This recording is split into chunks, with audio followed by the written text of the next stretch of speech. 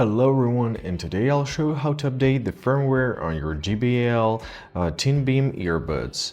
This can be really useful if you're getting new features and improvements. So, first of all, open your JBL headphones application. Choose your device which you want to update. In my case, it's gonna be the JBL Tune Beam headphones.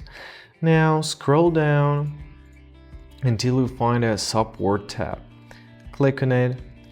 And here in the About section, you can see your software version. And now, as we see, the new version is available. So let's update it. Simply click here, click Update. And now your headphones are getting updated. Make sure that your earbuds are near your phone and do not play them in the charging case. Keep them out of the case and wait until the update completes. Now, once the update is finished, you'll get this icon that update is successful. Just simply press done and you're good to go. If your earbuds don't work, simply put them back to the case